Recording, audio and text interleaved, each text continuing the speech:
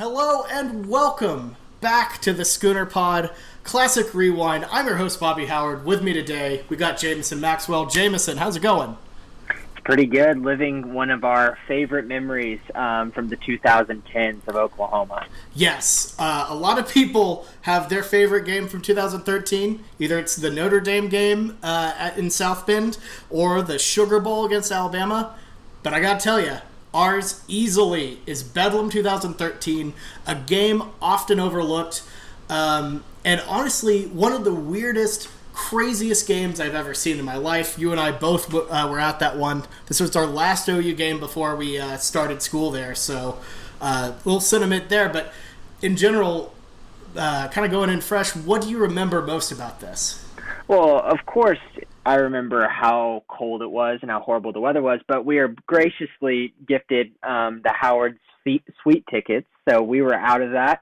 And I feel like most people who talk about this game talk about, oh, yeah, I went to it and I sat in the cold forever and it was miserable. I mean, yeah, but that team was really miserable too. It was a weird OU team. Definitely one of the last of its kind.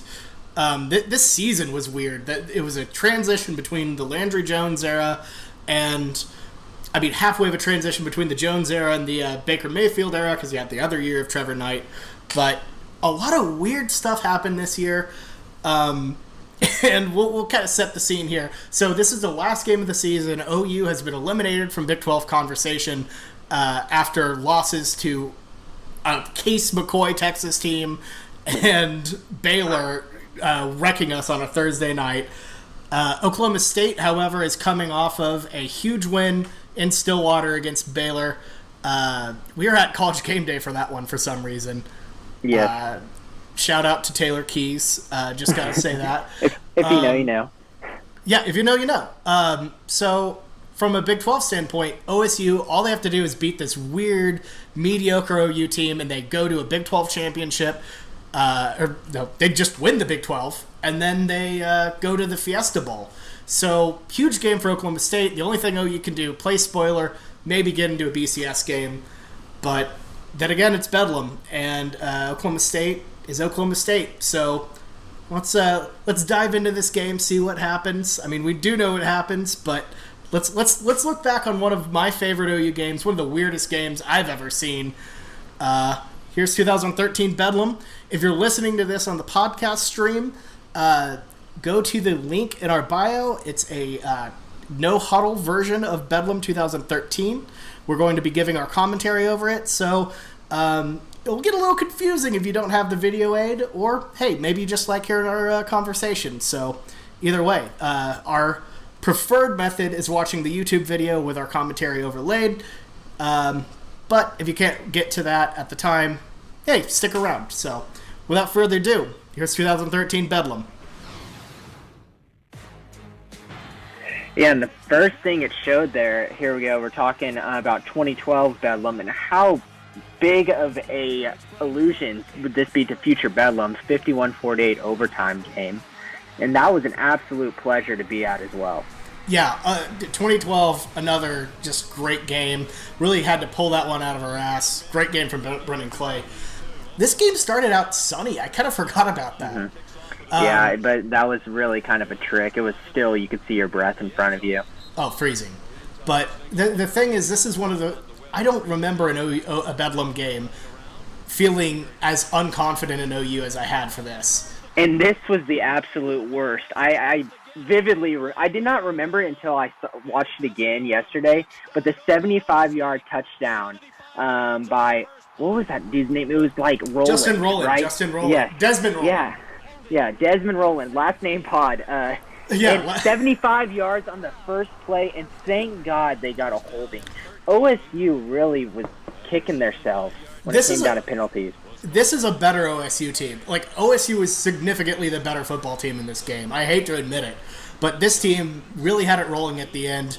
Clint Shelf, solid quarterback, not a Heisman contender, but Pretty good. To all the years to say OSU had a better team than OU was the team where Clint Shelf was their quarterback. This wasn't the Brandon Whedon.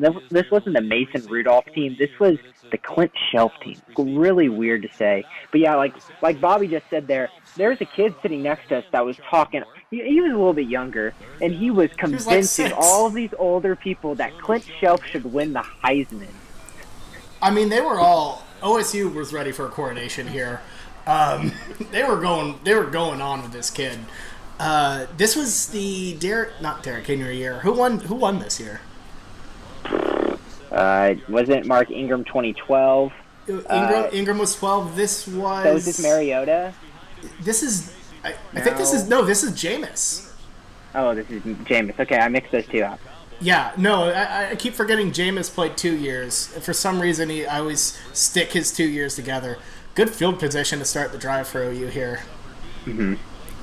Yeah, and we start in good field position a lot to start this game.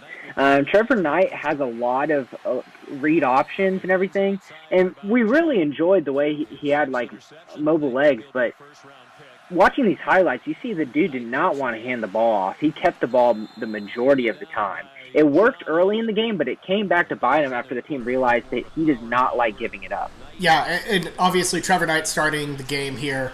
While a lot of people remember this season for Trevor Knight's heroics in the Sugar Bowl, this was a weird half and half with him and Blake Bell. Bell got I believe, concussion a couple weeks before this. Knight came in, did really well against Kansas State, and got the job for Bedlam. So they're rolling with Trevor Knight here, which is weird. So yeah. We have this little special place in our heart here for Trevor, but just watching one game right here, there's another play right there that we see where he keeps the ball. He could have given it to the running back, and both were stopped, but he decided to go and take it right to the shoulder. Was that a good idea for a guy that has been hurt? Absolutely not. He created a lot of headaches for me, and I was really frustrated, and part of that because we were really spoiled with OU quarterbacks in the past. Yeah, and it's kind of weird looking at this, in retrospect, because it's like he's playing as Kyler Murray, but the button in NCAA 14 is stuck, so he can only run. He can't throw the ball, and every play is a read option. And how about our punt game? We just missed a punt that went right to the one. Our special teams was absolutely killer in this game. Honeycutt didn't miss a field goal. We punted 7 times. I mean, that's remarkable. Great. This OU team, while it was flawed on offense, it probably has the best defense we've had since. I can't think of a defense that was better than this one that we've had since this game. And special teams is probably one of the best it's ever been. Oh, yeah. And Jalen Saunders just got the fair catch from that punt. More to come on that, but I mean, he was a special punt returner, and the likes of Ryan Broyles, and I feel like Jalen Saunders is very, very underappreciated in Sooner history. Sterling Shepard, he just caught a little out route right there for about 12 yards. Got a lot of the publicity this year just because he was a Oklahoma City Heritage Hall boy, and this is his sophomore year where he really kind of broke out after having a lot of time his freshman year. But Jalen Saunders is really special and definitely should be in the conversation. There's a Trevor Knight fumble. Yeah, this is the year everyone realized Sterling Shepard was the real deal recruit from that previous year, not Trey McGuire. Oh, goodness. It was Trey McGuire was a really highly rated recruit. Oh, he was a big deal. And then he couldn't stop, I don't know. I mean, just look it up. Google it. I'm not telling it for you. But another great punt. Way to go, guys. And see, look, that is the second straight punt we go on the one. Who is that right there? Oh, my God. What is that guy's name? The number 7. Obviously, when you think of number 7 as OU fans, you go straight to Jordan Thomas, if you're not thinking DeMarco Murray. Yeah, it's not. Thomas, I don't believe, was on the team at this point. No, it wasn't. It was another. It was Franks, maybe? Was it Franks? Who knows? It's been a while. It's been a while. I'm pulling up the stats here. Why did I not have those up? Weird little trivia here. There are 4 players who threw a pass for OU in this game. Only 2 threw touchdowns. Who are they? So Blake Bell threw one, and then the holder, so whatever his guy's name. My homie Greg Bothan! So that was legitimately unreal. And Bob Stoops is not a man to take many risks, but we'll not get in to his that later later. days. Not in his later days for sure. Oh no, I'm saying in 2013, that was very surprising for Bob. That was a jaw dropper. But OSU is taking it down the field from the 1 yard line here. Roland is really getting us right here. A bunch of jokes going through my head with the name Roland, but I'm not going to get there yet. We can get there in the third or fourth quarter. But yeah, I mean, Clint Shelf and Roland, that is not a name that you're going to remember from this season. No, not at all. It's a weird OSU team in the same vein that they were very good despite not having a lot of flash on their offense at all. They didn't even really have a big time wide receiver, which they usually do. There's the first OSU touchdown. They were really killing us with that little pistol diamond formation that they have right there. We got 3 backs in the back, a little fullback that leads the way, and you just hand it up to Roland. Roland was, man, he had 144 yards and 2 touchdowns on this game, and he just would run straight forward into our defense. And even though this was a pretty good OU defense, it was getting pretty tough to top them. Yeah, definitely. That pistol is... I wasn't a huge fan when OU would when OU would run it when we had P. Ryan and Mixon. Hard to stop. Well, of course. That's different. And I would like to say, yes, that was Trey Franks. I don't know how I remember that, but I pulled that one out of my arse. But I guess this OU defense, going back to it, I always got to kind of think about OU defenses where who was the guy in the secondary that really pissed me off the most. And this one, was this Gabe Lynn, I guess, kind of pissed me off a little bit in the secondary. I think he was 2013. You have Young Sanchez? Yes, Young Sanchez. Well, there you go. There it is. Oh, man. And Jalen Saunders just gets thrown down. But I'm telling you, Jalen Saunders, if you take everything away from this game, all the big plays, Jalen Saunders is probably up there for MVP. Without a doubt. I mean, he has definitely the special teams play of the game. And, several very reliable catches as well as a game winner, obviously. In fact, we're definitely having a category where we give out the MVP. So, spoilers, little hints here. For all of you at home watching this and taking bets, little hints right there.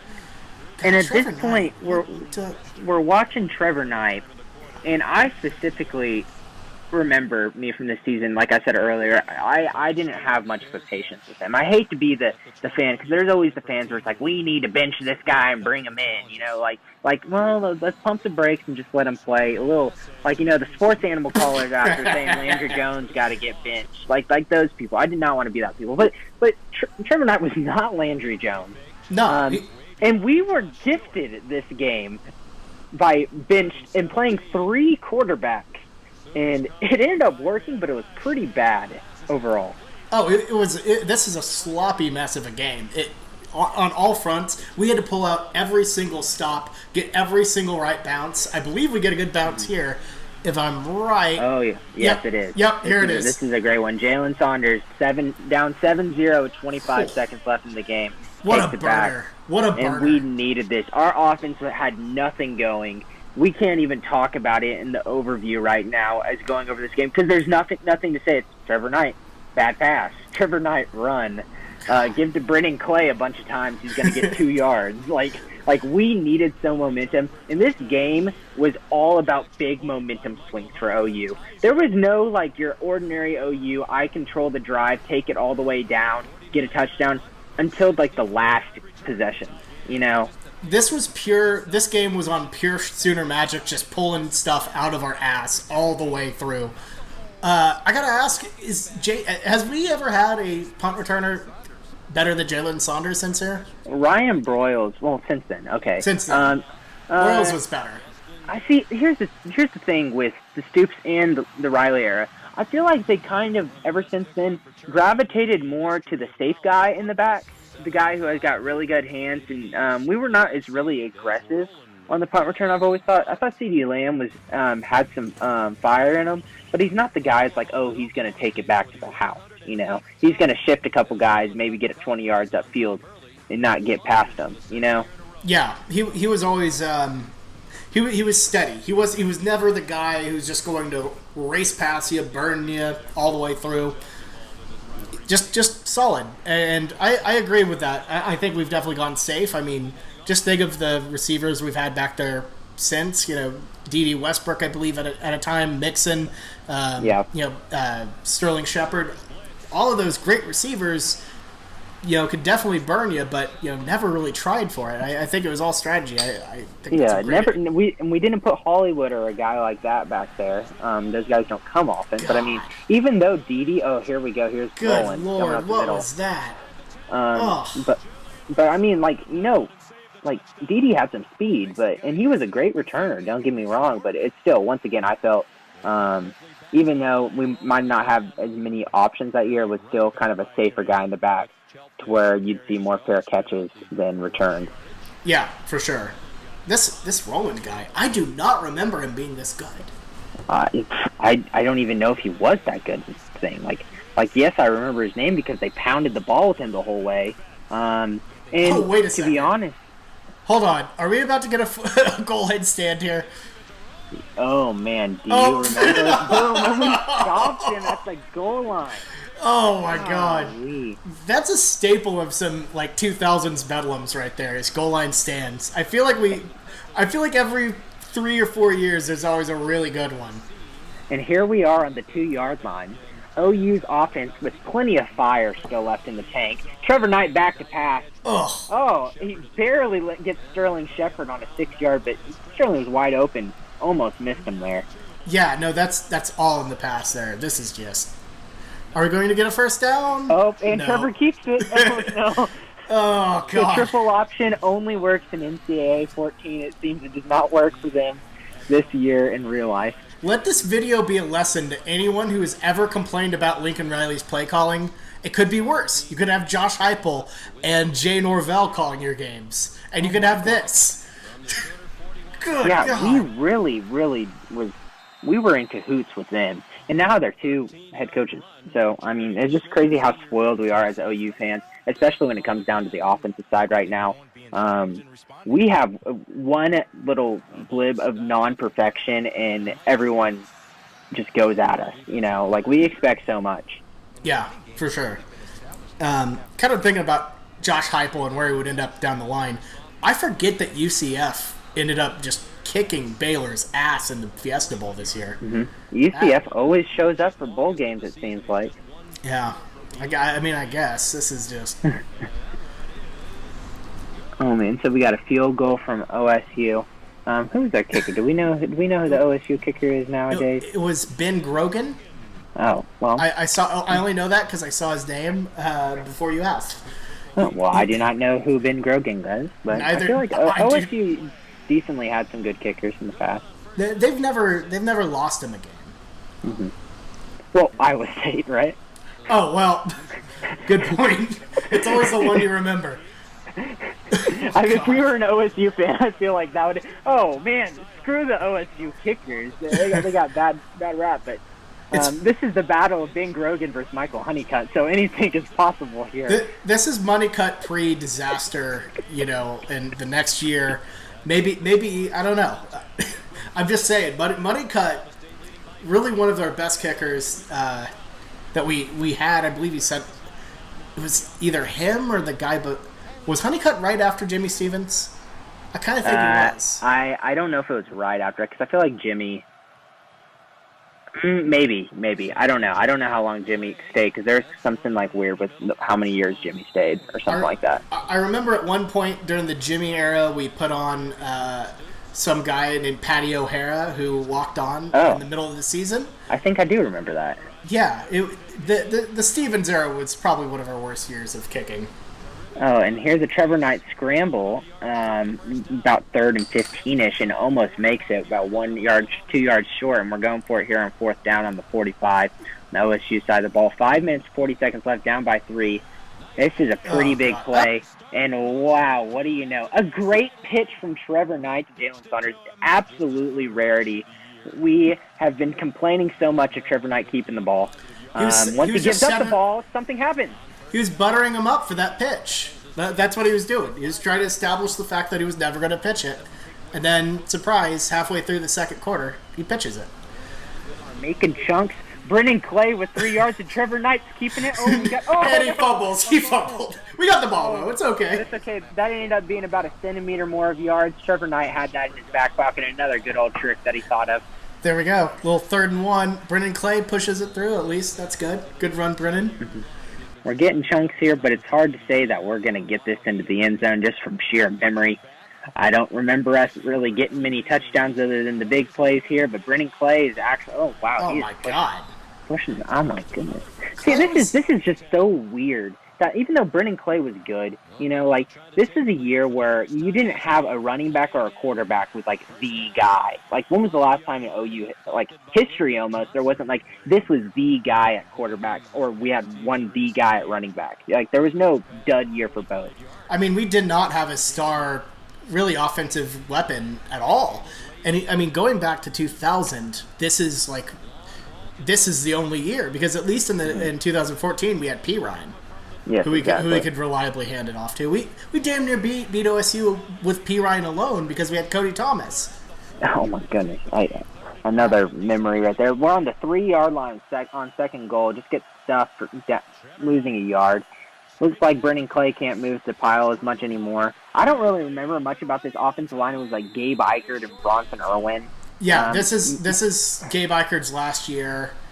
Oh, and there goes Trevor. He took a knee. Wait, this is it? No, it's not it. Never mind. This is not it. That comes later in the game. It's this end of the end zone. So Trevor Knight down with a knee or something. I don't know. He's gone. He's gone now. 38 seconds left in the second quarter. So no Trevor Knight. That's bad. Is it? Or is it? Now, this whole game, I don't know what was in me. I didn't pay attention. I mean, trust me, I was a big OU fan, but I didn't pay attention to it like I started to in college, to where I got into the nitty-gritty of the depth chart, and I could tell like how good everybody else was 1 through 4.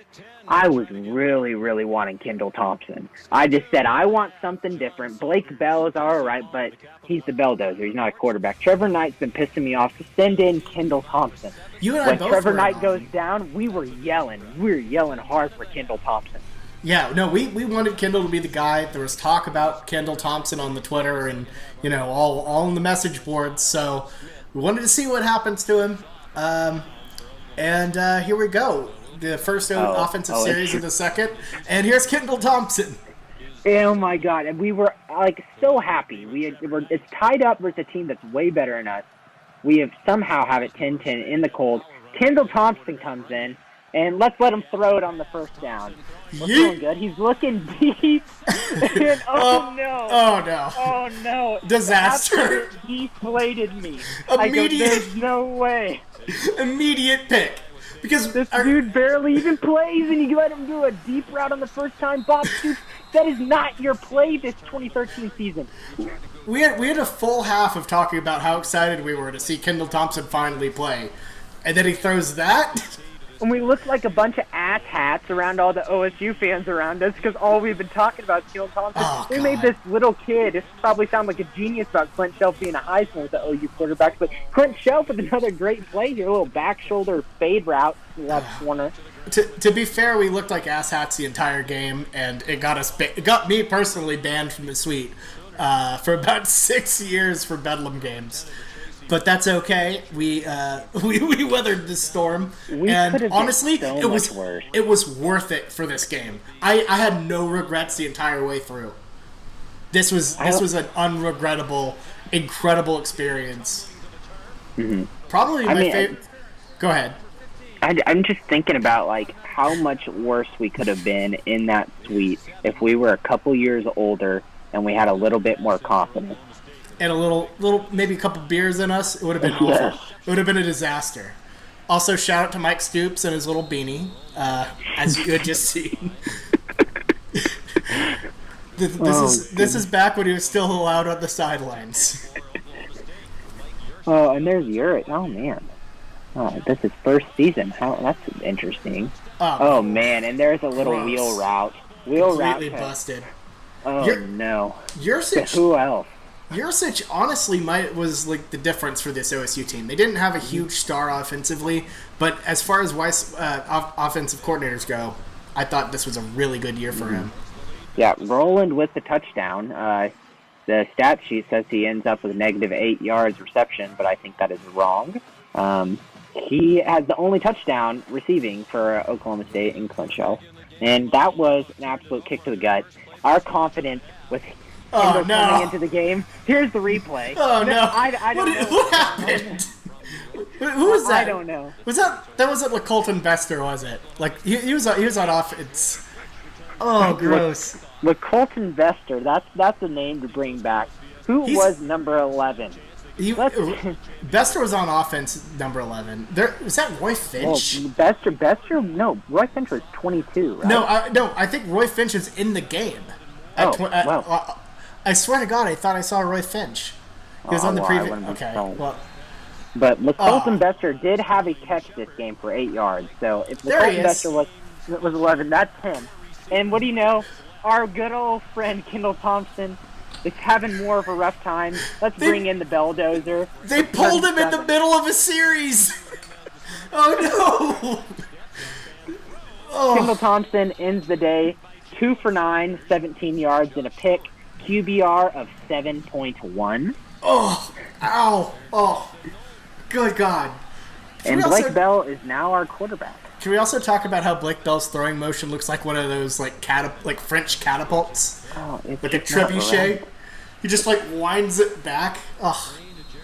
I mean, you hear about all these NFL athletes, like at Kent State, very popular, the wide receivers going in that used to be quarterbacks. But you don't often hear of a former quarterback moving to tight end, and this is this one makes sense. Like Blake Bell, quarterback is not your thing. You got a little bit of shine for a little bit, but all in all, your mechanics and potential and ceiling were not high. No, not at all. Not at all. I mean, he was definitely a fun, little novelty. His first couple years of the we put Kendall Thompson back in. I forgot about this. I thought that he was doomed in the middle of the series at 37. They pulled him in the series. And here's the thing: it's not like they're trying to run a Belldozer package. It was like 3rd and 7. Oh no! Oh dear. Kendall loses about 5 yards on the QB keep. It seems that he not paid attention to Trevor Knight before, but good thing 3rd and 13 is his bread and butter here. Here we go. Good. Oh. Well, it's right behind him. Oh, God. How did we win this game? Well, I think OSU did us a lot of favors here. And to be honest, even though they were ranked 6th at the time, this team does not look like a number 6 team in the nation. No, they're coming out so flat. Gives me vibes of kind of like what a Penn State usually is in the Big Ten.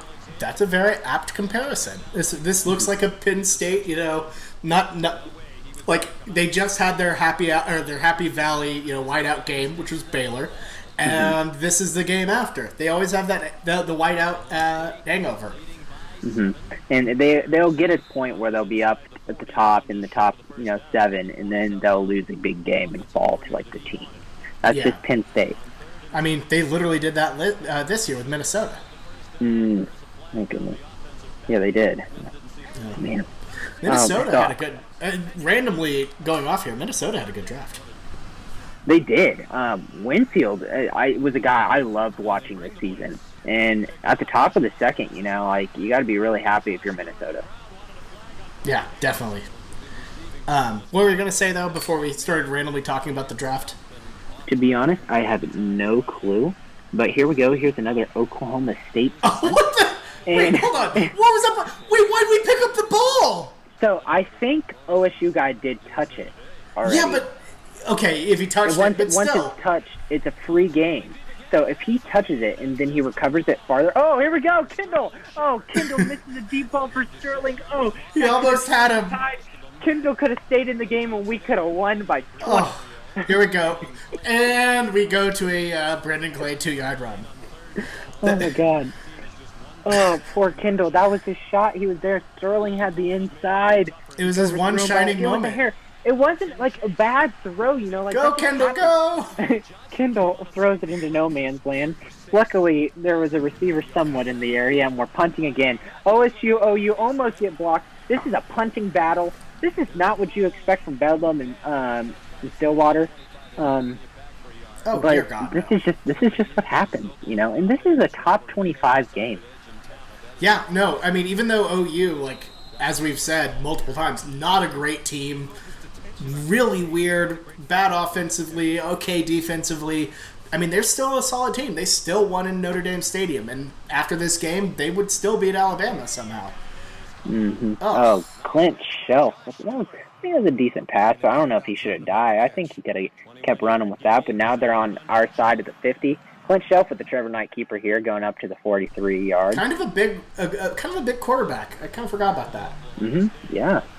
You know what I was really sick of that whole game? Oh man, we should have picked that off. That Gabe Lynn? That was Gabe Lynn. There we go, Gabe Lynn. Way to go, Gabe. I was so sick and tired because this is in the winter of. There we go. There's a pick. There's a pick. And who in the heck is that? I am absolutely Julian Wilson? Oh, Julian Wilson. There it is. That's definitely Julian Wilson. And good thing our boy Kendall. He made a completion. Let's go, James. Is that James Hanna? Yeah, that's James Hanna. Let's go. Big boy. 2 of 7, 17 yards, and 1 interception right now for Kendall Thompson. This is his peak of his career. He's looking downfield, feeling confident, and I don't know what he was looking at there. Obviously, the cornerback read his eyes, almost got a pick, but it would have been picked if he wouldn't have completely overthrown. Little trickery. With a great block by Kendall Thompson. Oh, wow. Go get him, Gabe Eichert. Wait, hold on. Gabe, keep going through it. What are you doing? He totally turned off the gas. Jalen Saunders, our saving grace. We are running on a very good drive right here. Kendall Thompson leading it all. Throws it away. Safe play. Shout out to the random staffer who put his arms out like he was ready for the catch. Oh man. Oh, and then a Brennan Clay stuff. Unfortunate. This would have been a great time for a Kendall Thompson touchdown. But I'm sorry, guys who are listening, it's not going to happen. Kendall Thompson back to pass, scrambles. Wait, it's Blake Bell. Never mind. The random back in the end zone, and it drops it. James Hanna had it, and he couldn't hold on. What a play by Blake Bell. Oh, my goodness. That was Baker Mayfield-esque. Why do we keep putting Blake Bell in for passing downs? Oh, don't worry. Here comes Greg Burkich. Shutting up for the touchdown. Who the hell? Burkich? What are you talking about, my brother? Gabe Burkich was Boffin! It's Boffin! You're right, Grant Boffin. My bad. I got my B's mixed up. I totally soiled getting Grant Boffin right. And one of the best gifts in OSU history. What a great touchdown. Oh, man, look at this. Do you remember? Just throwing to Money Cut. Money Cut in stride. Keeps it going. What a play. I mean, Money seriously. Cut puts the shoulder in. He's just ready to gets struck. Does he hold on to the ball? No. But Des Bryant, this is not Des Bryant rules. He had 2 steps in before. Yeah. He is good. He crossed the plane. The general vibe in the suite at this point is that we're cheating somehow. Yes. And like I was saying earlier, I was so sick of Clint Elf on the Shelf. I was so tired of it. Elf on the Shelf. All the stupid game day signs that we saw at Baylor. It was not funny. It was a horrible pun. Oh, God. And we kick it out of bounds. It's our turn to kick it out of bounds. Special teams was going pretty well for us before this. We had a great time. We kept a touchdown, and then we kick it out of bounds. Not good. 2 minutes Very much left not in the game. ideal. Kind of the only thing you need to do on a kickoff is not out of bounds. Yeah, 2 left in the third. 3rd and 4. We get what appears to be a stop, just a hair short by OSU. 4th and 1. OSU, what they have to do is what they always do is get a penalty whenever they really need something to happen. And now it's 4th and 6, and they're punting to us again. Yeah. 35 seconds left in the quarter. So see how I remember this is I remember that going into the 4th, I feel like we had no shot. Here's a shot right now if anyone's watching of Kendall Thompson on the sideline. He's done. It looks like he's done. This man was mouth wide open. He realized, and he's got no shot. Blake Bell just threw a decent pass that was dropped for a touchdown. I think this is his job for the rest of the game. But, like I did not feel confident at all going into this fourth quarter. I remember losing, personally. We kind of were losing in a sense because the only touchdowns we have are special teams. Yeah, it took a punt return and a fake field goal. The offense wasn't doing anything. We're on our third quarterback. I mean, it was hard to have any inspiration at this point. So, I mean, at this point, Blake Bell comes in. He's like, hey, I only need one quarter. Let's go. So 15 minutes on the clock. What are we going to do? And it's a Brennan Clay run, and he actually gets the first down for once. Yeah, I mean, Brennan Clay this game, even though he averaged under 3 yards per carry and his long was only 9 yards, he showed some good moments when going through contact, but definitely what was made, Sterling Shepard, who just caught the pass there, had 112 yards and 7 catches. This was such a great season for him. His sophomore season, arguably, some people would say, would be better than his junior season. Yeah, his junior year was kind of marred by injuries. I personally think his senior year was his best with Baker. Definitely. This year he had a couple injuries, had that really bad concussion against Baylor, that really bad targeting. Yes, that was horrible. It was the dreadlock guy with the dreadlocks in the back. Was it in the back of the end zone or something? Yeah, just blatant target. Here he is getting grabbed by the throat. Yeah, no, that was Jesus. Yeah, no, this is probably his second best year. I know that junior year he had a lot of injury issues. I don't believe it was concussion, but he was out for a couple key games and really kind of hurt us in the late stretch. But man, great performance from him here. Whenever we really needed him, he showed up. Mm-hmm. He definitely got a lot of the chunk plays to get us down the field. And even though we wouldn't get the touchdowns unless our field goal team was scoring, we were in field goal position, and every point mattered in this game.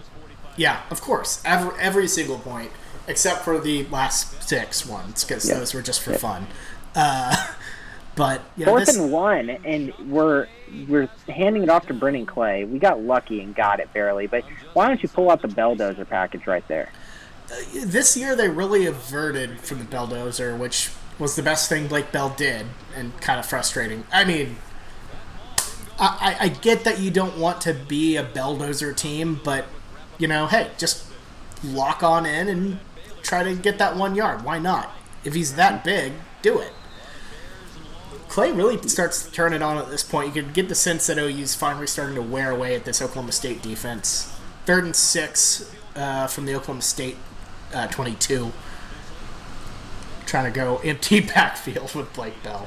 Oh, wow. That didn't work. Even if it was there, the throw was very errant and goes and hits Pistol Pete's leg. Pistol Pete looks quite pissed off. And they show Honeycutt's stats from 40 to 44, and he's 50% on the year, and here he's kicking the field goal from 39, and he makes it.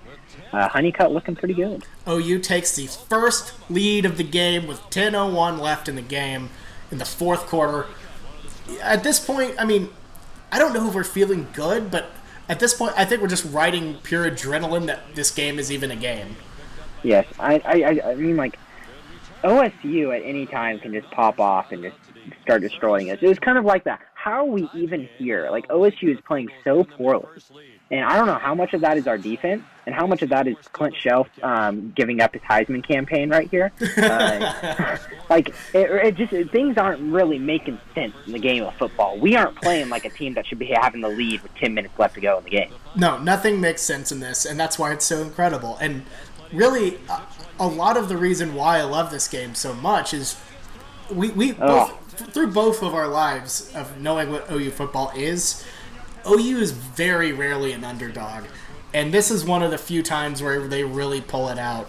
On the road, tough environment. And I mean, that's why this is probably one of my top 3. It's either this one, or it's this one, Ohio State obviously won, and then Baylor in 2015. Yeah. These situations where OU really has themselves behind the 8 ball and pull it out. It's great. So Great OSU, memories a lot of the time come from upsets, and like you said, we're not usually the underdog often. Most of the time, OU games, even though very enjoyable, it's a constant stress that we can't screw it up, we can't lose, because you lose once you're screwed for the most part, and that's constantly hanging over our head. Yeah, well, not only that, but it's like when OU wins a big game that they should win, it's like, well, yeah, like that's what should have happened. Mm-hmm. God, those OSU sidelines are so tight. Oh, what a bad drop. Oh, goodness. That is just... Zach Sanchez gave it to him on a silver platter, and they couldn't get it. And they're punting on the 40-something. Oh, this God. Is tough. Man. Eight minutes left in the game, OU gets the ball back. Up 3. So tight that you can tell the camera and go, oh, man. From our angle, that could have been a safety. That was close. He progressed the ball at least 1 yard back. It was, oh, God. Oh, and then we got... Bell fumbles the snap, scrambles to his right. Run the ball. Oh, wide open to Shepard. Shepard goes to the 30, 40, to the 50, dragged down at his own, at the OU 45. And the ref is down and throws a flag while he's on his back. Do I remember what that was? Let's see here. Who knows what it could be? He was running so fast he couldn't keep up. Did he say he was reviewing it? He just said something here's and the then replay left. Here. Here's the ref. Oh no, he tripped over our player. Oh no. That's a side. Our player. I think that was a sideline warning. God, well that makes sense why he's throwing the flag on his back now. He's out here really risking it all for that sideline warning. I love it. This ain't the Cheez-It Bowl where we're trying to put legs out to trip here. But I mean, come on now. And now that OU has a little bit of offensive success, they immediately decide to freak out and run the ball, make tiny little screen passes. But Golden Bester breaks free! Only for 8 yards. We're 4 yards short, and we are punting again. Man, if you are Pat McAfee, you love this game. Oh, this game is just stellar. This is just lovely for Pat Mac. I mean, I gotta say, the Colton Bester really putting it all out there for better field possession. You gotta love it. God, Pat McAfee would have been an absolute nuisance calling this game. Like, Pat's funny, but like when he talks about punting for the whole entirety of the game, I'd probably get a little sick of it. Here he goes for the brand. Big shelf throw into double coverage, and he catches it. There you go. Clint Shelf, another Heisman staple moment for him. Can he lead this team to victory? 3 minutes and 43 seconds left. Slant route up the middle to number 87 for OSU. They're now in field goal zone. Field goal zone. What am I saying? I gotta say it's field goal zone. I gotta say it's an absolute crime that Clint Shelf does not have a statue. It's frankly disrespectful. I agree. Whenever you're one of the best quarterbacks to come through OSU, you have to have a... Completes a pass to some guy in Oklahoma State named Moore. I'm gonna call him Etwan Moore. Etwan Moore, last name Pod, takes it to the 5-yard line. Last name Pod, first name Etwan. OSU's playing this short game here, just kind of grinding it out.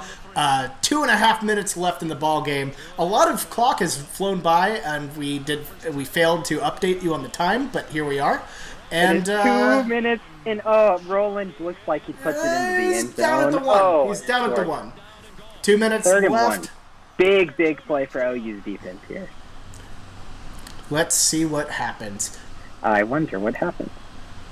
Shelf, shotgun. Hands it off the middle. Touchdown, Oklahoma State. The Cowboys go back on top. Oh, man. 2-minute drill upcoming, and your quarterback is Blake Bell. A man who a year before was known as someone who can only do quarterback sneaks, and a year after is a tight end. What good could happen of this? There's so much that can happen. We have a 2-minute drill, and as a Chargers fan, I've seen so many 2-minute drills go wrong.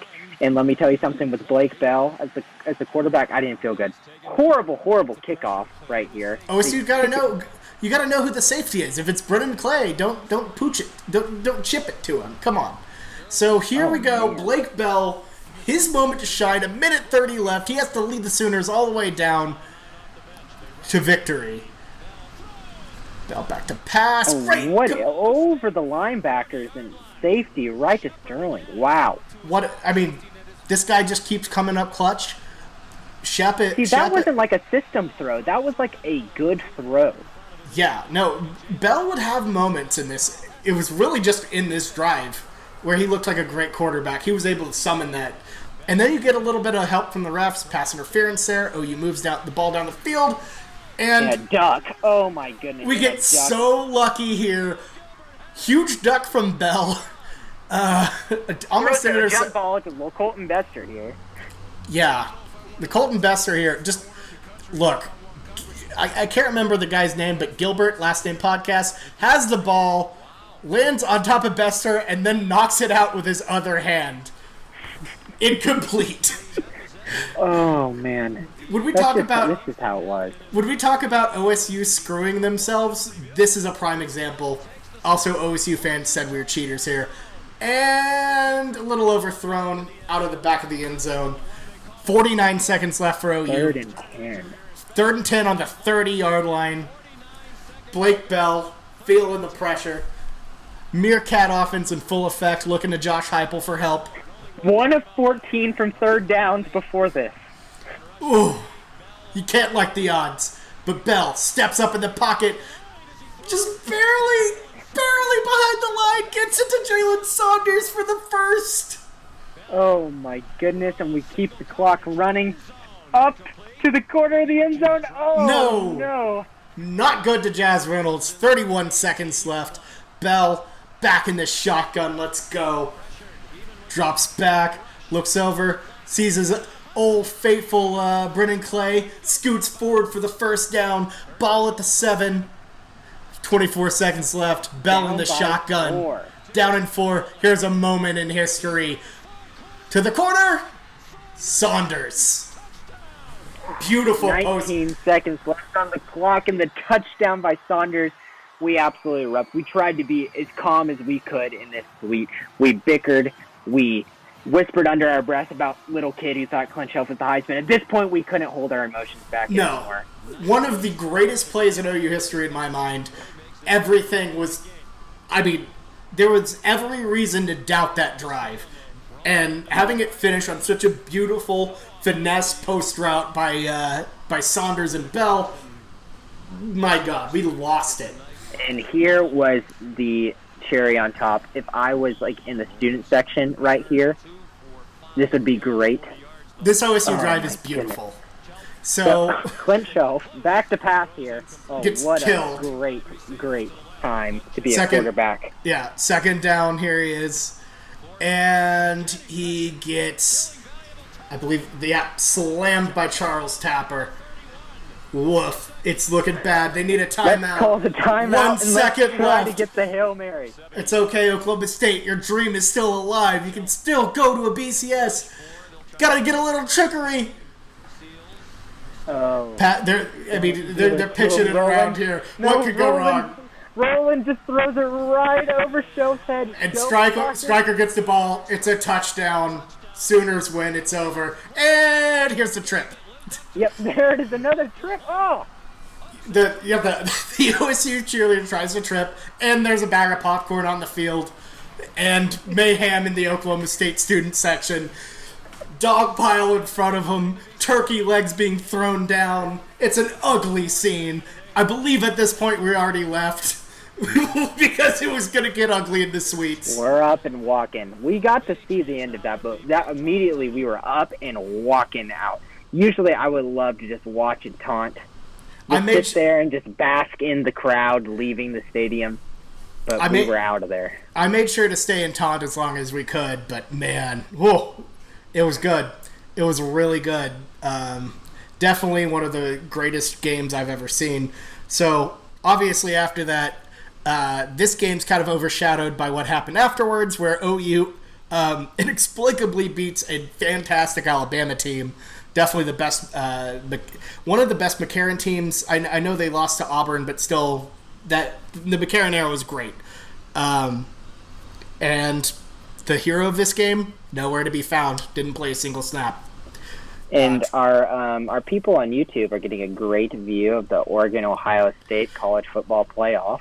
Oh yeah, no, With the no they're not. noise filtering They are not going to get to see this. I'm removing it, but Jamison and I are unfortunate. watching some of it. So sorry about that. But But Jamison, yeah, that Alabama game, like, fun fact, I didn't even watch it. you were at the Thunder Nets game. Yes, I was. I thought there was no point in watching that game, and I remember going in and watching the TV and like, holy shit, we're like actually like have a chance in this. And I had to rewatch it the next day. Like, I really wish I would have watched that live. It was. I mean, we might even do a pod over it, but that's also one of the most basic games you can actually do. But man, I gotta say, it was one of those games that you just felt at any time the cards were going to come down, and it didn't feel like OU had a stranglehold over that game until the McCarron fumble and the scoop and score. Yep, exactly. Just how in the hell did this 2013 OU Sooners team, one of the worst of the past 15 years, well, let's give it 17 years, going back to 2003. Is that fair, Bobby? Well, hey, you push it back even further. Go back to 2000. This is Okay. I would say if we're talking about some of the worst OU teams, you go. I think you have to put 2005 number 1, 2014 number 2, and then this one. But this one, despite its accomplishments, if you just look at the raw football, not great at all.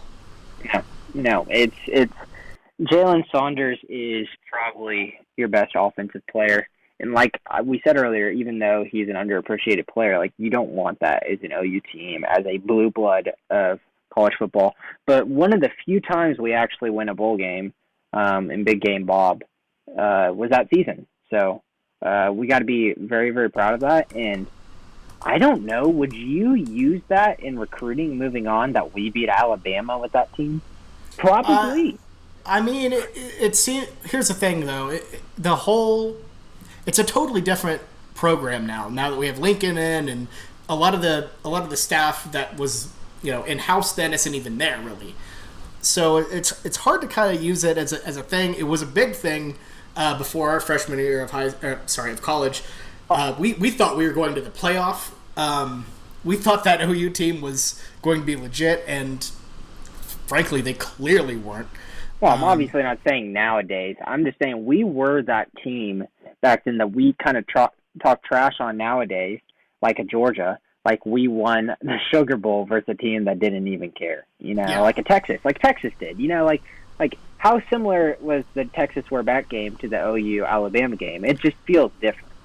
It's weird because it does feel different, and I don't know how to look at it really, because I think the thing with the Texas Wearback is they had the lows were lower. This was the lowest moment of the OU of OU in this era, because even before, when we had Landry, we were still competing. We obviously weren't at a college or at a national championship level, but we kept it throughout the season. We weren't losing 5 games a year.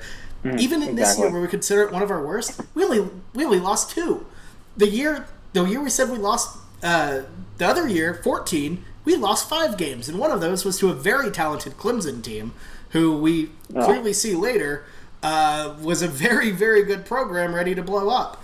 Who was their quarterback for that Clemson team? Like, someone I really don't even remember. They had Deshaun Watson, and it was their backup, which makes it even worse. So, quick question. Do you think this 2013 team, is there any question they underachieved or overachieved? Do you think they overachieved? They clearly overachieved, I think. Of course they overachieved. This team should have been in the same category as 2014 Sooners. Yeah. I mean, even though that Texas team, we regret that loss, people forget this OU win set up a situation where if Texas beat Baylor, they would have been Big 12 champions.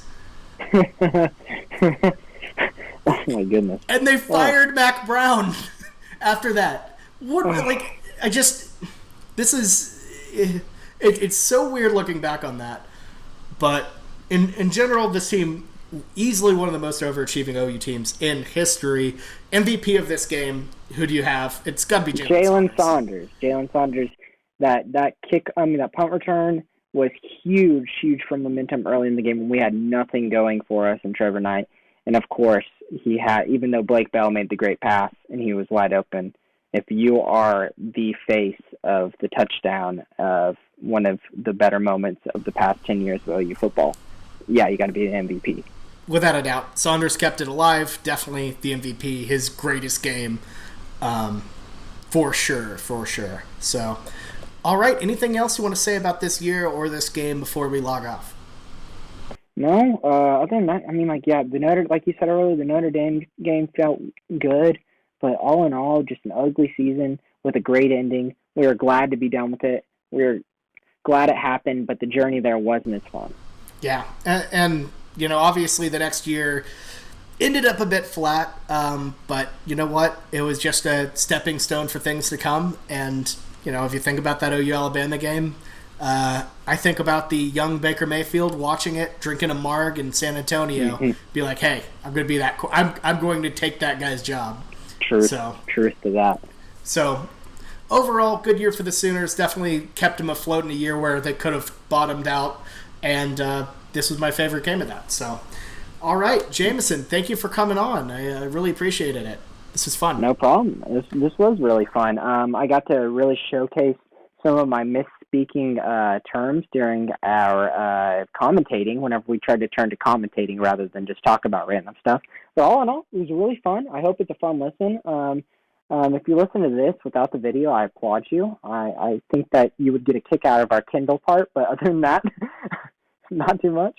Yeah, no, watch it on YouTube. It's definitely much better if you actually watched it all the way through. I don't know why you'd want to watch it again or listen to it all the way again, but with us watching it. But either way, we'd love to do more of these. If you have any games you would want us to cover, let us know.